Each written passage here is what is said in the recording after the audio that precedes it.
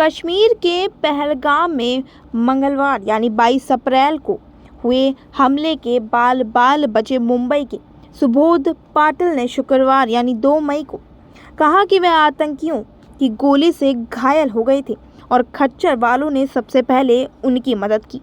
पहलगाम स्थित सेना अस्पताल में इलाज कराने के 60 साल बाद 7 साल के सुबोध पाटिल गुरुवार यानी 1 मई की रात अपनी पत्नी के साथ नवी मुंबई के कामोठी स्थित अपने घर लौटे।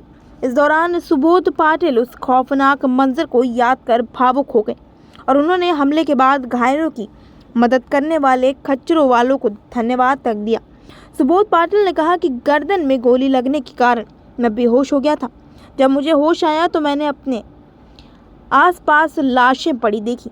मुझे चलते हुए देखकर खच्चर वालों को एक समूह मेरे पास आया और मुझे और मेरी पत्नी को और मुझे पानी पिलाया।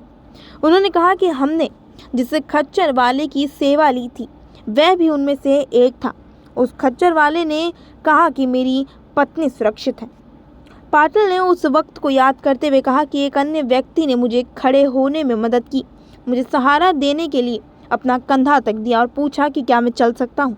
उन्होंने कहा कि खच्चर वालों को उनकी हिम्मत बांध रहे थे। पाटिल के मुताबिक खच्चर वाले उनके परिसर से बाहर ले गए, बैठने के लिए एक खाट दी।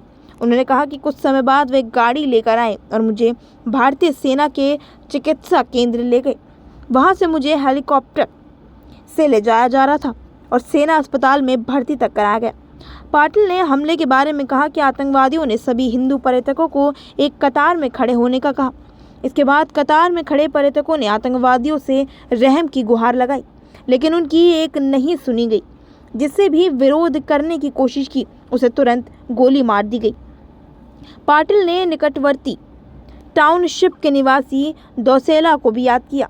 उसने महाराष्ट्र के मारे गए 6 पर्यटकों में से एक थे। उन्होंने कहा कि हम दोनों एक साथ घटनास्थल पर पहुंचे थे।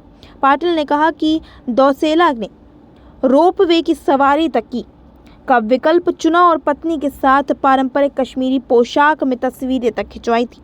सब कुछ 5 मिनट में हुआ, लेकिन वहाँ उन 5 मिनट को भी नहीं भूल पाएंगे।